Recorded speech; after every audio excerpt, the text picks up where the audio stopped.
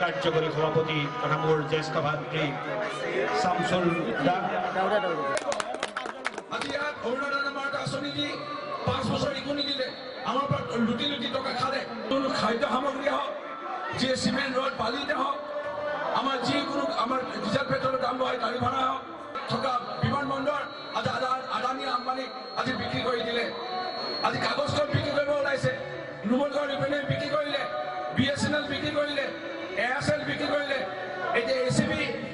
মিছা আশ্বাস আজি ভুৱা আমাৰ মাজত বিভেদ আনিবলৈ যিটো ৰাজনীতি কৰিব বিচাৰিছে আজি হেমন্ত বিশ্ব শৰ্মা এই চেহেৰাটো চাই পেলাই আমি ভোট দিলে নহ'ব হেমন্ত বিভিন্ন স্তৰৰ লোকৰ ওচৰত যাব লাগিব আপোনালোকে অসমখনক বচাবৰ কাৰণে যাব লাগিব থকা বিধানসভাৰ মজিয়াত তপতপাই থকা সেইজন বীৰ বিধায়ক আজি গেছৰ দাম 400 টকাৰ পৰা 900,000 টকা কাৰেণ্টৰ বিলত টকা বঢ়াই দিলে এতিয়া আজমলৰ কথা কয় আজি মুছলমানৰ কথা কয় মোগলটো আজি সন্মানীয় বৰ্মাক আমি দেখিলে লগ পালে ভৰি ধৰি আগত সেৱা কৰিছিলোঁ আজি সন্মানীয় ৰাইজ মই আজি আহিছোঁ আৰু মই নিয়মতে 2-3বাৰ আহিব লাগিছিল কাৰণ হেমন্ত বিশ্ব শৰ্মা 2বাৰ গৈছোঁ মোৰ মই নিয়ম আছিলে সেইকাৰণে মই এবাৰ আহিলোঁ আৰু প্ৰায় 6 ঘণ্টা ৰেলী কৰিলোঁ আৰু সভা কৰিলোঁ প্ৰায় ভালেকেইখন বিভিন্ন গাঁৱত সেইকাৰণে এটা মোৰ তাত যেতিয়া 2বাৰ গ'ল মইতো এবাৰ আহিবই লাগিব সেইকাৰণে আহিলোঁ আৰু থাকিল কথা অসমৰ লগতে জালুকবাৰী ৰাইজো সাজু হৈছে যেন দেখা পাইছোঁ পৰিৱৰ্তন বিচাৰিছিল আৰু এতিয়া পৰিত্ৰাণ বিচাৰিছে বিজেপিৰ মূল্যবৃদ্ধিয়ে জুৰুলা কৰাৰ পিছত টোলগেটৰ ওপৰত টোলগেট গেছৰ 400 টকাৰ পৰা 900 টকা কেচিল তেল 12ৰ পৰা 45 টকা গেছৰ দাম আলু পিঁয়াজ হালধি মছলাৰ কথা নকওঁৱেই লিপষ্টিক পাউডাৰ চিমেণ্ট ৰড বালি এইবোৰ কাৰেণ্টৰ বিল মাটি খাজনাৰ কথা নকওঁৱেই ডিজেল পেট্ৰলৰ পৰা আদি কৰি মানুহে চুটুকা পাইছে দেখি পাইছে মন্ত্ৰী পীযুষ হাজৰিকাই আকৌ সাংবাদিকক আকৌ ঘৰৰ পৰা চুচৰাই আনি ঠেং ভাঙি দিম মাৰি পেলাম বুলি পেলাই ভাবনি দিয়া আৰম্ভ কৰিলে কোনোবাই আকৌ আছু নেতাক কোনোবাই আকৌ বেংগলী বুলি গালি পাৰিছে কোনোবাই মাক গালি কোনোবাই সাংবাদিকক গালি কোনোবাই আকৌ মানে আছু নেতাক গালি আজি যাকে যি টি যোনে তোনে কোনোবা মানে শাসন কিবা নোহোৱা হৈ আৰু মানুহৰ পেটত গামোচা মাৰিব লগা এটা পৰিস্থিতি কৰি পেলাইছে চাকৰি বুলিবলৈ নিবনুৱা যুৱক যুৱতী চাকৰি নাই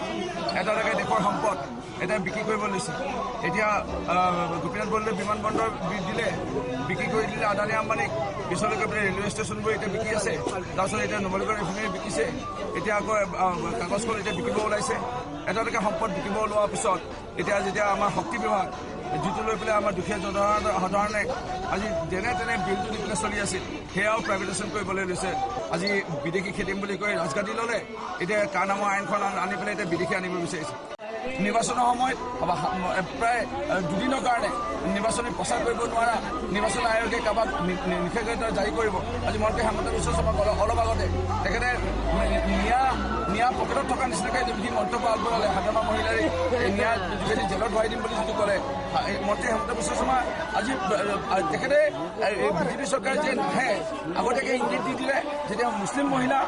সন্তান জন্ম দিয়া যন্ত্ৰ বুলি যেতিয়া কৈ পেলালে তেতিয়াই এই বিজেপি দলটোৰ যে পতন অৰ্থাৎ মাকক গালি পাৰিলে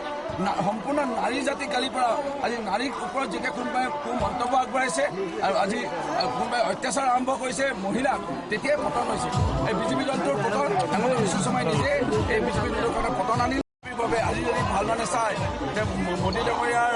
সভাসমূহত বা অমিত শ্বাহ ডাঙৰীয়াৰ সভাসমূহত তেওঁলোকৰ চৰকাৰ কেন্দ্ৰৰ ৰাজ্যত যিমান তেওঁলোকে টকা দি পেলাই মানুহ আনিছে আৰু তুলনামূলকভাৱে তাতকৈ অধিক মানুহে হৈছে কংগ্ৰেছ দলৰ সভাবোৰত আমি কিন্তু ইমান টকাও নাই আমাৰ কেন্দ্ৰত না চৰকাৰ না ৰাজ্যত আমাৰ চৰকাৰ তৎসত্ত্বে কোনো স্বতঃস্ফূৰ্তভাৱে আমাৰ সভাসমূহত ওলাই আহিছে সেইটোৱে সূচাইছে যে মানুহে এতিয়া আৰু ভয় শংকা সেইবোৰ নকৰা হৈছে মানুহে আশা সপোন চব বাদ দিছে মানুহে এইটো বিচাৰিছে আমি কেতিয়া বাচোঁ সেইকাৰণে ৰাইজ ওলাই আহিছে সেইকাৰণে স্বাভাৱিকভাৱে আমাৰ 48টা সমষ্টি বিধানসভা সমষ্টি নিৰ্বাচন হৈ গৈছে 45 বা 40টা আসন আমি নিশ্চিতভাৱে পাম আৰু দ্বিতীয় পৰ্যায়ৰ নিৰ্বাচন যোৱাকালি যিটো আমাৰ ভোটদান হৈ গ'ল তাতো আমাৰ 30টা ওচৰ পাম তৃতীয় পৰ্যায়ৰ যি নিৰ্বাচন অনুষ্ঠিত হ'ব গৈ আছে 6 তাৰিখে মোৰ দৃঢ় বিশ্বাস তাতো আমি 30টা ওচৰ আমি নিশ্চয় আমি জয়ী হ'ম। আজি ৰমাকান্ত দেউৰীৰ পৰা আদি কৰি ভৱেশ কলিতা তেওঁলোকে আজি এই বিজুলীটো দিবলে আৰু 21 চনত কংগ্ৰেছ নেতৃত্বাধীন মহাজোঁটবন্ধন চকা হ'ব। সেয়ে আমি জালুকবাৰীবাসী ৰাইজক আহ্বান জনাব আহিছোঁ কংগ্ৰেছ দলৰ হৈ পেলাই মই যে আপোনালোকে